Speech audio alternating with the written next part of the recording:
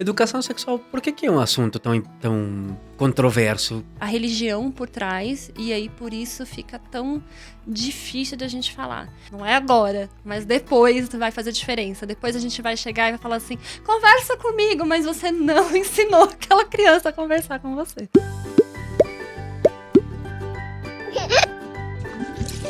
Olá, sejam bem-vindos a mais um programa. Eu sou a Bela Mares. Leonardo Piamonte. Estamos aqui no Eu Você. e a gente. Hoje estamos de volta com nada mais, nada menos do que Marina Mello, especialista em desenvolvimento humano, psicóloga, e vai estar aqui hoje falando sobre educação sexual. Caramba, o assunto promete. Educação sexual é um dos assuntos mais delicados, de repente, que a gente está observando. Recebemos notícias recentes, acompanhamos na mídia um grande aumento no número de compartilhamentos de imagens e vídeos expondo crianças, né, a esse, entre outras redes, enfim, vemos vários casos recentes. E aí trouxemos a Marina justamente porque ela tem um projeto que se chama Escola da Vida, que visa ensinar aquilo que a gente não aprende nas escolas. E eu acho que esse aqui é uma ponte muito boa para te perguntar, Marina. E aí, quando a gente vai falar de sexo, o que a gente não está ensinando e o que a gente não aprendeu? O que você acha? Seja bem-vinda. Bom, acho que a gente tá pecando aí em dois pontos. O primeiro é falar que sexo também envolve prazer, né? Porque às vezes quando a criança está sendo exposta, está sendo convidada, ela fica curiosa, às vezes ela gosta, ela sente algum prazer com aquilo, e aí ela pode achar errado, ela pode achar um monte de coisa, criar um monte de trauma em cima disso, porque não falamos nessa parte, né? Então, é importante colocar isso. E a outra coisa que dificilmente é ensinada nas escolas é a questão da privacidade, né? O que é privado, o que é meu, o que eu não tenho que compartilhar. A gente tem, principalmente na escola, a questão de ensinar o social. O foco maior é no social, no coletivo, no grupo, né? Empresta, tem que emprestar, tem que fazer, né? E aí, onde fica o privado? Onde fica o que é meu? O que eu quero, o que eu não quero? Como eu me posiciono? Geralmente isso não é colocado ali no contexto. E são duas coisas fundamentais para você se proteger numa situação dessa. Justo. Gente, olha que interessante esse olhar da Marina, principalmente para nós pais, né? Assim, a gente fica querendo que as nossas crianças sejam boazinhas, que elas sejam sociáveis, que elas emprestem, que elas abracem, que elas, né? A gente fala muito isso. Vai lá despedir com um beijinho, vai lá. Sim, e a gente dá não beijinho. pergunta para elas assim. Dá o brinquedo seu pro outro. Ué, por quê? Exatamente. Não, mas ela vai ficar egoísta pro resto da vida.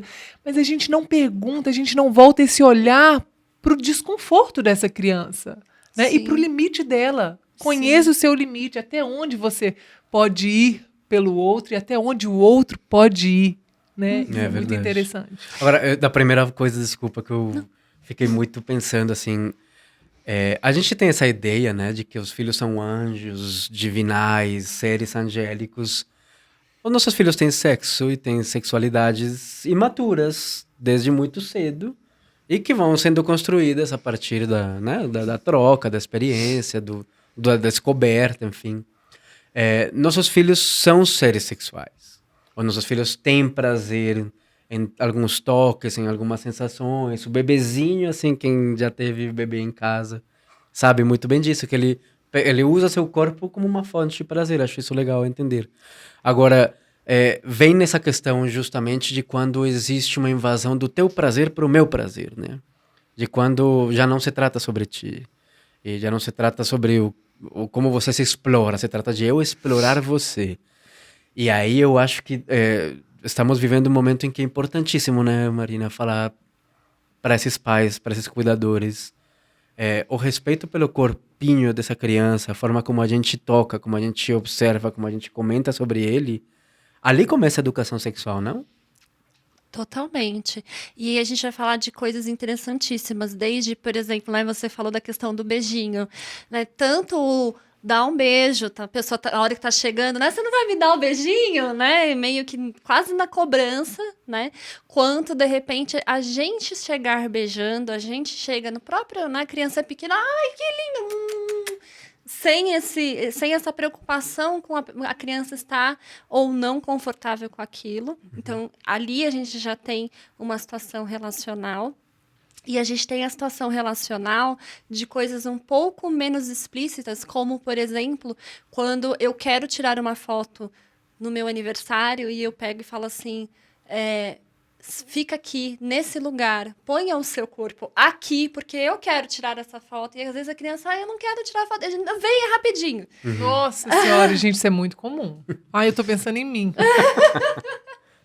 A gente Só uma faz. foto, não a tô gente pedindo faz. nada. É isso. Só uma foto, a gente fala. Mas é movimentação do corpo do outro, né? Então, a gente precisa tomar cuidado, precisa prestar atenção nesses pequenos detalhes. Às vezes, a gente até para tomar um banho, né? Você vai tomar banho agora. Às vezes, precisa ser agora. E aí, a gente vai ter que conversar com essa criança do porquê tem que ser agora. Mas, às vezes, essa criança fala assim, eu não tô com vontade de tomar banho agora. Eu posso tomar depois que eu terminar de brincar? Às vezes é 10 minutos. Mas por que não respeitar o movimento do corpo daquela criança? Né? Então, a gente tem que prestar muita atenção nisso. Quando ela traz esses pequenos momentos que ela fala, não quero, se a gente insiste ou se a gente respeita. E quando a gente não pode respeitar, a explicação do porquê tem que vir muito atrelada para que ela compreenda que não é um desrespeito ao corpo dela, mas um cuidado com algum outro ponto. É quase como uma garantia da existência dela, né? Tipo assim, você existe, você tem voz, você tem querer, e se eu puder, eu vou te respeitar, óbvio. Sim. Né, assim, falando enquanto pais, né, assim, se a gente puder adequar essa dinâmica familiar, a gente vai garantir o seu espaço de existência mesmo. Verdade. Agora, eu fico preocupado e pensando os limites, por exemplo, da exposição dessas crianças em redes sociais que são da vida dos adultos cuidadores dessas crianças, né? Assim, lógico que existem formas de você proteger suas contas e tudo mais. Mas, além dessa questão de problemática mesmo, de assédio, de criminosos atrás das fotos dos teus filhos, também a gente coloca esses corpos dentro de um sistema, né, de algoritmos que identificam eles, que sabem já perfeitamente esse corpinho de 5 anos já apareceu nessa foto aqui nesse cenário, isso aqui no outro cenário. Já temos né, já colocamos o corpo essa criança no mercado, vamos dizer assim. Sim. Por aí começa também uma reflexão, de repente você sente que, falando desse segundo componente que você dizia da privacidade, estamos como adultos, de repente, prestando pouca atenção à privacidade que nossas crianças deveriam ter pelo fato de serem indivíduos e já serem pessoas elas mesmas? Com certeza. E, gente, olha, eu sou mãe, né? Eu também erro. Acho que isso é muito importante. Às vezes a gente fala aqui, mas é no dia a dia que a gente percebe, nossa, isso aqui eu podia ter feito diferente. Eu acho que o importante é a gente estar em vigília, ter consciência e olhar. Mas com certeza. Então, são pequenas coisinhas que a gente para e fala, opa. Entendi. Educação sexual, por que é um assunto tão controverso? O que você acha, Marina? Por que tem pessoas que são contra, por exemplo? A gente ainda tem uma herança religiosa, acho que muito forte, né? Do sagrado, né? Depois do casamento, é coisa de Deus, não é coisa de Deus, né? Dependendo de como você faz, você vai para a questão de Deus. Dependendo de como você faz, você já não tem nada a ver com Deus ali, né? Então, tem a religião por trás, e aí, por isso, fica tão difícil da gente falar. E o que a gente vê hoje acontecendo também é, assim, famílias que não falam sobre isso, e aí desperta a curiosidade. Esse jovem o jovem, às vezes até a criança, né, vai para a internet pela curiosidade, porque nunca ouviu falar, porque não sabe que é aquilo. Às vezes porque os pais proíbem e o proibido atrai. Então, justamente por ter proibido, foi lá e resolveu ir olhar e fazer.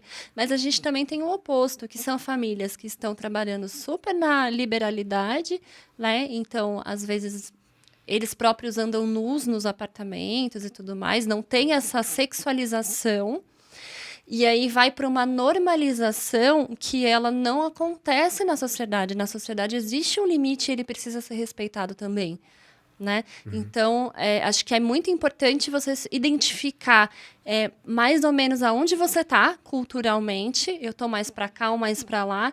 E entender que eu preciso continuar com aquilo que eu acredito, com as minhas crenças, com os meus valores, passar isso para o meu filho. Mas lembrar que existe um social que pode ser igual ou diferente e que eu preciso instruir aquela criança do mesmo jeito. E qual idade, quando saber que é tempo de falar sobre esse assunto com a sua criança? Né? Isso aí eu tenho certeza que é assim, uma dúvida que muitos e muitos pais têm. Qual que é o tempo? Né? Será que eu estou me antecipando? Será que eu estou muito devagar? Como que a gente sabe sobre isso, Marina? A ideia é que sempre é tempo. Agora, o que a gente vai falar, como a gente vai falar, aí sim depende da idade, né? Mas Sim. tempo, sempre. Eu tive a oportunidade, né? Então, meu filho foi... alguém foi dar um beijinho no meu filho virou o rosto, né? Filho, você não quer? Olha ali, já começou, né? Fala que você não quer, né? Tá com sono? Fala que tá com sono. Dali já pode começar. E aí, falando propriamente das palavras, né? A criança, ela começa a trazer. Esse tem que ser o nosso termômetro. A criança pergunta. E, às vezes, o adulto, ele tá com tanto medo de falar sobre o assunto que ele não escuta a pergunta direito. Tem isso também, né? Já tive uma pacientinha que ela não colocava tênis de jeito nenhum, tinha medo de pôr tênis. E foi para terapia por causa disso. Passamos 6 meses comigo tentando, investigando, falando o que essa criança tem, por que ela não põe tênis. E um dia, do nada, conversando com o pai sobre ela e sobre algumas outras questões, ele disse para mim que uma vez ela perguntou de onde vinham os bebês. E ele resolveu dar uma aula de educação sexual para ela e falou outra palavra parecida com tênis. Ai, gente. Ai, não acredito. E a criança não tinha nem repertório para entender e tava com medo do tênis, que o tênis ia vir um bebê. Ela entendeu. Isso. Então, Caramba. às vezes, de onde vêm os bebês? Bom, tem a sementinha lá, a sementinha do papai e da mamãe, e aí nasce um bebê, junto e nasce o bebê. Não precisa falar de detalhes de como as sementinhas se juntam, por exemplo. Entende? Então, escutar com muito carinho o que aquela criança de fato está perguntando, qual é a idade dela, para você entender até onde você vai com aquilo. Eu acho uma boa técnica, não sei o que tu acha, mas eu acho uma técnica legal, assim, você sempre se colocar numa atitude de me conta o que você sente, me conta o que você acha. Isso, perfeito. Quando vem a pergunta assim, como é que tal, não sei o que. O que você acha? O que você entende? O que você Porque já às vezes sabe a sobre criança, essa o que você sabe? Como que você tá lendo? Porque de repente você vem com uma explicação mega complexa para uma idade que assim, não vai recebê-la. Ela não da vai melhor conseguir maneira, receber. Isso que você traz, Léo, é maravilhoso. Eu sempre falo isso. Espera a criança perguntar, assim, porque é uma sabedoria muito grande, né? Que o corpo dessa criança tem, que ela tem, é interna. Então, assim, ela só vai perguntar aquilo que ela está preparada para receber de resposta. E ela não vai perguntar aquilo que ela não está preparada. Então, assim, esperar, né? É assim, espera que vale a pena. Eu acho assim, não sei, de repente pensando nessa tua resposta última que ficou ressoando aqui. A educação sexual, a educação de qualquer tipo que ocorre dentro de um lar é uma jornada. A gente erra um pouco assim no sentido de que a gente acha que a gente, na capacidade de adulto, sabe aquilo que a criança não sabe. Eu acho que é mais um convite para a gente aprender junto, todo mundo. Talvez você nunca falou de sexualidade com seus pais. Talvez você nunca foi nem de perto educado sexualmente. Talvez na hora que você é questionado, não saiba como você falar, como falar sobre isso. Aproveite a oportunidade para entender isso como uma jornada. Pergunte, converse, troque, mas se informe também. E se eduque sexualmente você adulto também, né? Claro, com certeza. E, gente, a gente tem às vezes aquela mania de querer ser perfeito para os nossos filhos. E eu vou falar, pra vocês, que eu acho que se eu fosse categorizar, um dos nossos maiores erros é esse.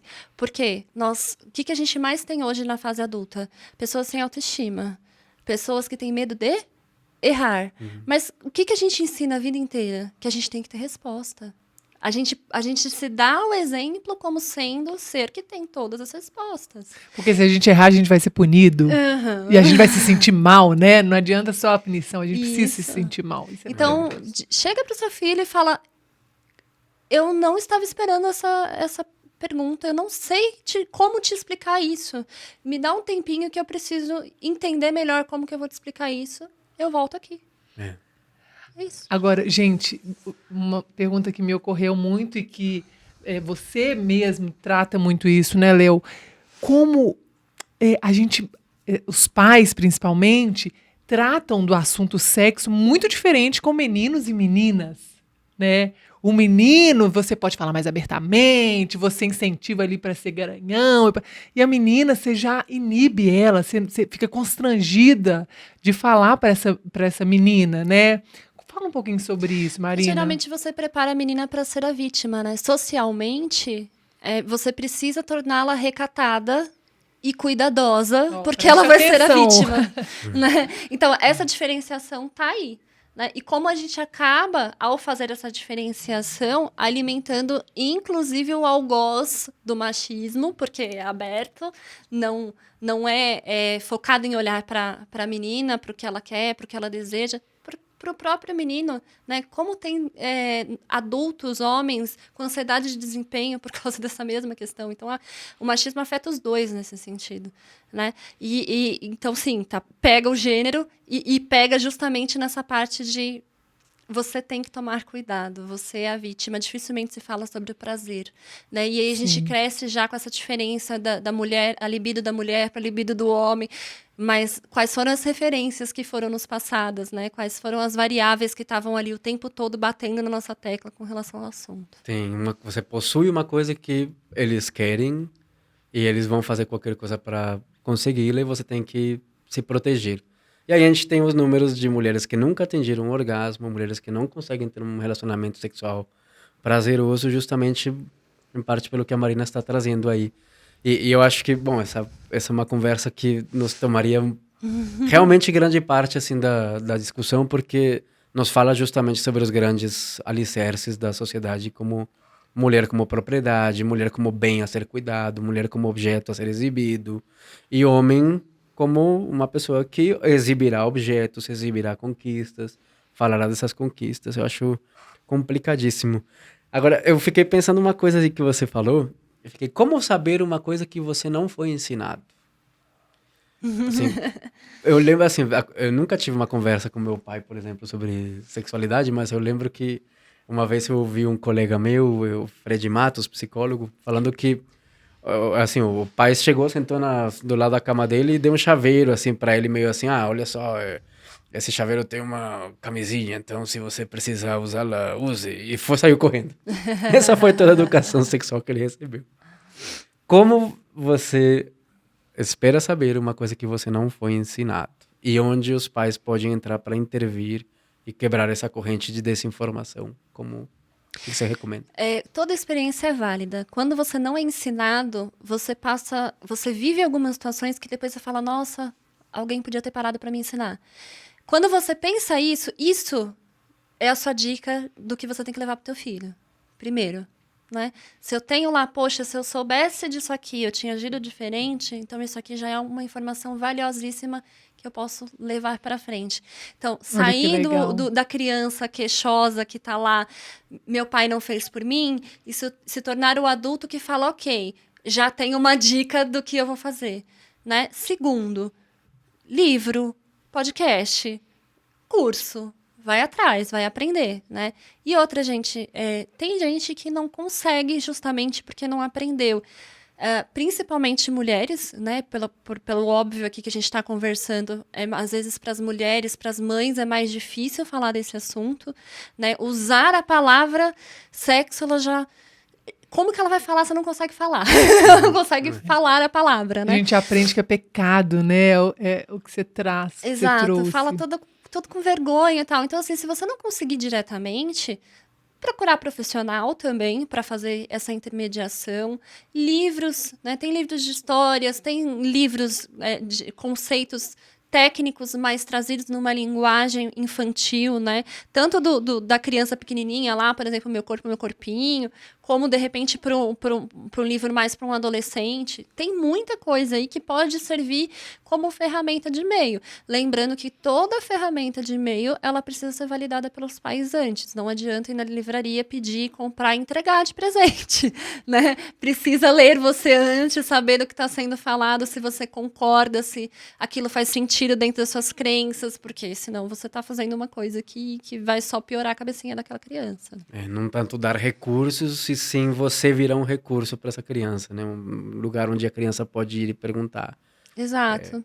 Agora, dramática essa questão, né, que você falava, porque eu fico pensando assim, se você nunca falou sobre isso, se você nunca considerou o sexo como uma das coisas que você deveria aprender na vida, é bem provável que você, quando escute a palavra educação sexual, vá para um lugar de perversão, de pecado, de vão ensinar meu filho, minha filha, minha princesinha, né? Vão ensinar, E o sabe? medo de incentivar, De às incentivar, vezes, né? A gente isso. tem o receio, será que eu vou estar incentivando? Se eu falar sobre esse assunto, eu vou estar incentivando ela a se antecipar a isso? Exato, quase como, né, oferecendo, né, disponibilizando.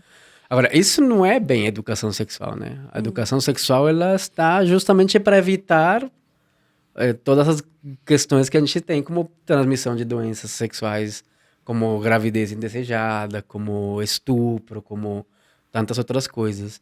O que é educação sexual, então, para a gente justamente entender do que a gente está falando quando a gente fala que as crianças deveriam ter educação sexual? Elas deveriam aprender como nós funcionamos, como o organismo funciona dentro da ótica de reprodução e de prazer, porque hoje o sexo ele não é mais só reprodução, então ela também precisa ter essa informação. Está falando do domínio do corpo, né? E onde entra privacidade, respeito, desejo próprio e do outro.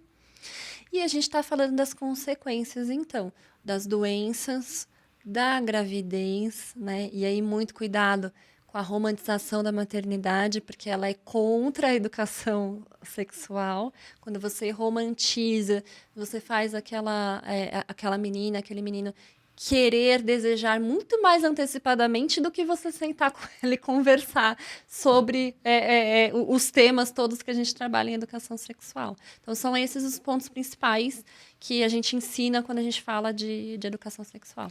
Isso que você trouxe, por último, atravessa esse criar meninas para ser mães, né? Para cuidar do outro, né? E isso precisa ser desconstruído, né? Ensinar também esses meninos a cuidar, né? E tirar um pouco só dessa ótica feminina. Isso. E ensinamos os meninos a serem cuidados, né? Que eles têm que procurar alguém que cuide deles. E não alguém para cuidar também. Agora, eu acho isso muito louco, porque, claro, tem as consequências das doenças, da gravidez. Mas tem outra série de consequências da iniciação da mulher na vida sexual que dizem respeito ao seu lugar dentro desse sistema de possíveis futuras mulheres, né? Uma mulher que curte muito sua sexualidade, que se diverte com essa área da sua vida, que é uma mulher que assume seu desejo e se coloca como desejo, é uma mulher que costuma ter uma vida bastante complicada, assim, nessa avaliação social. Nossa, Ela é considerada, né? devassa. E aí o homem também tem, assim, historicamente dividiu as mulheres entre aquelas que são para casar e aquelas que não são para casar, dependendo de se ela reconhece ou não, se ela é um ser desejante, vamos dizer assim. E essa coisa, assim, como vocês veem isso, assim, digamos, na criação da menina? Como falar para essa menina, sim, você é um ser desejante, você tem desejos. E como ao mesmo tempo, de alguma maneira, assim, o que você falava, ela está dentro de uma cultura, dentro de uma sociedade, que vai apontar dedos, que vai...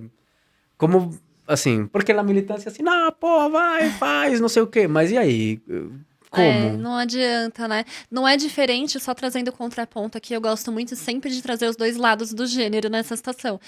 Não é diferente de você querer dar uma boneca pro seu filho, né? Porque você quer estimular, porque você quer fazer a diferenciação. trazendo pro igual, né? E você sabe que aquele menino, na hora que for com a boneca pro parquinho e tudo mais, ele também pode ser zoado, né? Então, acho que a gente tá falando, sim, de tentar fazer uma desconstrução. Menina, você tem direito a ter prazer. Menino, você pode brincar de bonequinha e tudo mais. E como a sociedade vai olhar para isso. Acho que é importante você, de repente, sinalizar para o seu filho ou sua filha a sociedade que nós temos hoje. Acho que muitas vezes a gente conta a ideologia sem mostrar como é a sociedade. E por que você, de repente, está trazendo uma ideologia que vai contra aquilo. E também explicar as devidas proteções, né? Então, não dá só para falar assim, você é uma mulher empoderada, vai lá e faz, sem contar que tem coisas ali. E não é colocar medo.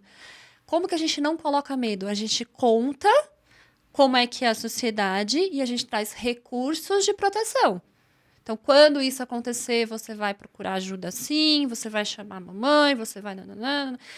Sempre traz qual é o perigo e traz o recurso de proteção, senão você só assusta a criança e aí você corre o risco de ter uma criança que não olha de jeito nenhum para a parte sexual justamente pelo oposto, tem medo de ser abusada, né? Então eu sempre contei para minha filha que ela podia ter prazer e ela se tornou uma adulta que não olha para isso. Por quê? Às vezes, do jeito que a gente contou, a gente trouxe medo junto.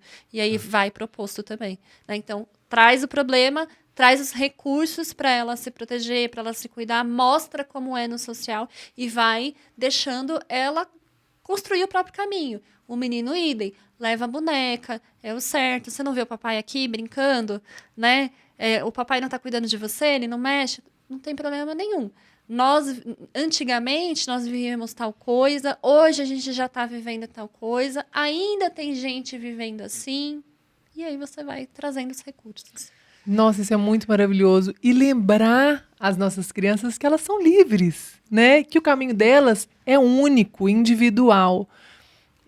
Isso é muito importante. Agora, também muito importante é a gente deixar esse canal de comunicação aberto, né?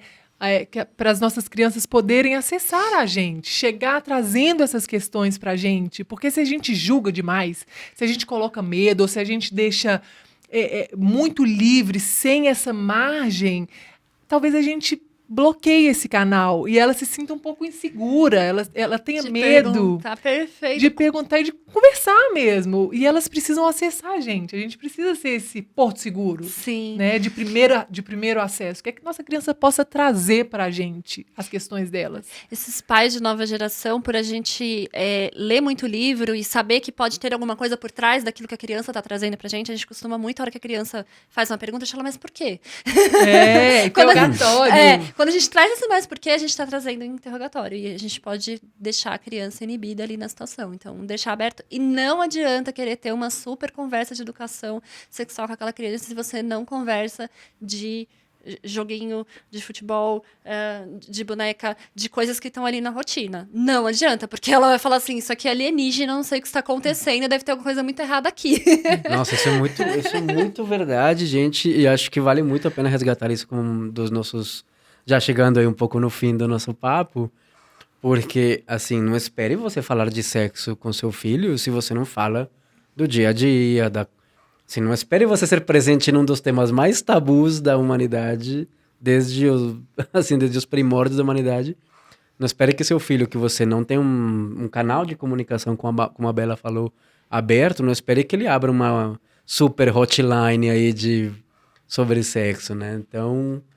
se constrói. Como Sim. Tudo que tem a ver com sexo, de repente, só vai ser legal, seja na conversa, seja no ato, quando tem uma intimidade emocional. Sim. E deixar também, não só o canal de comunicação, gente, deixar esse ambiente preparado para que elas tragam pensamentos e sentimentos. Não tem errado, né? Pensamentos são pensamentos. Você pode pensar tudo sobre isso. E você pode sentir também. O importante é voltar e olhar para o comportamento. O que você faz com tudo isso? Isso a gente constrói em casa mesmo, a gente constrói com o nosso parceiro, com os nossos familiares, com os nossos amigos, de conversar sobre pensamentos e sentimentos abertamente. É natural isso, né?